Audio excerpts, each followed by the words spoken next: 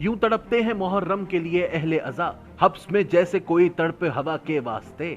लग़वी बयानिए के मुताबिक लफ्ज अज़ादारी फारसी का है, जिसके मानी सोगवारी या गम मनाने के हैं।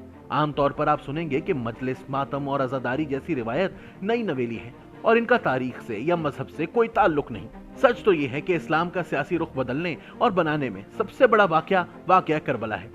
ये वो सानहा है जिसने सही और गलत, हक और बातिल, स्याह और सफेद, जालिम और मजलूम और ऐसी तमाम तफरीक को मैदान करबला के पलड़े में खड़ा कर दिया। यूं ता क़यामत बनी आदम के लिए अपना रास्ता चुनने में आसानी हो गई। बाद अज़ करबला तकरीबन 1 साल के बाद जब असीराने शाम की रिहाई होने जा रही थी, तब यजीद ने हजरत ज़ैनब अलैहिस्सलाम से पूछा, अगर बीबी की वक्त रुखसत कोई ख्वाहिश हो। बीबी ज़ैनब ने फरमाया कि जंग के बाद इन्हें अपने प्यारों की बेदर्द शहादत पर रोने और गिरिया और जारी का मौका नहीं मिला। यूं ज़ैनब अलैहिस्सलाम बिनते अली अलैहिस्सलाम ने तारीख में पहली अज़ादारी बराए करबला की बुनियाद रखी। 10 मुहर्रम रोज़े आशूर जब इमाम हुसैन अलैहिस्सलाम ने हल मिनन नासिर की सदा लगाई तो कोई नहीं आया था और इमाम ने अपने खानदान, सहाबा और नासिरीन के साथ ये जंग अकेले लड़ी। इस रोज के बाद मुसलमान, बिलखुसूस शिया मुसलमान अज़ादारी हुसैन का एहतमाम करते आए हैं और जमाने में होने वाली नाइंसाफी और अदम मुसावात के खिलाफ यकाबाज होते हैं। साथ ही साथ मुहर्रम का पहला अशरा और इसमें होने वाली मजालिस कायनात के लिए याद दहानी है कि वाक़या करबला क्या था, क्यों था और किसके साथ पेश आया था। यज़्ज़ाक नक्काश शिया तारीख के माहिरीन में से हैं और इनकी रिसर्च के मुताबिक बीबी ज़ैनब अलैहिस्सलाम के बाद भी अज़ादारी हुसैन का सिलसिला जारी था। खिलाफत उमैया के दौरान अज़ादारी का रिवाज खामोश और एक तरह से तकय्ये की नजर था। तमाम मजालिस और गिरिया इमाम या इनके शियों के घर मुनक़िद होती थी।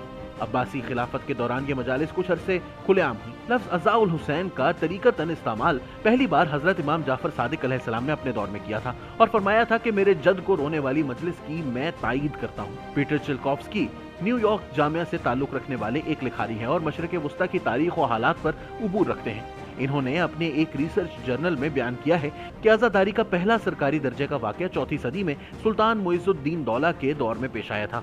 तब बाजार और दफातर बंद होते थे और रोज़े आशूर अज़ादारी बपा होती थी।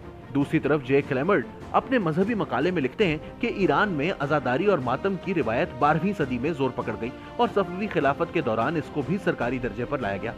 तैमूर लंग का दौर आया और अज़ादारी का दायरा जोग्राफिया फारस और इराक से निकलकर समरकंद, बुखारा और आगे तक आ गया। हम यहाँ सिर्फ तारीख अज़ादारी का बयान कर रहे हैं तो इन अदवार और बादशाहों की सियासी और मजहबी रुझानात का तज़किरा करना मुनासिब नहीं होगा। बरे सगीर में यूं तो हवाला है कि सिंध में जब अरब बसना शुरू हुए तो अज़ादारी का एहतमाम हुआ, मगर इस अज़ादारी की सही शुरुआत लखनऊ से हुई, जहाँ आज भी सबसे बड़ा मरकजी जुलूस रोज़े आशूर निकलता है। मरसिया की रिवायत यूं तो इमाम जाफर सादिक अलैहिस्सलाम के ज़माने से है, लेकिन उर्दू में मरसिये को रूह बख्शने का सेहरा लखनऊ के सर जाता है।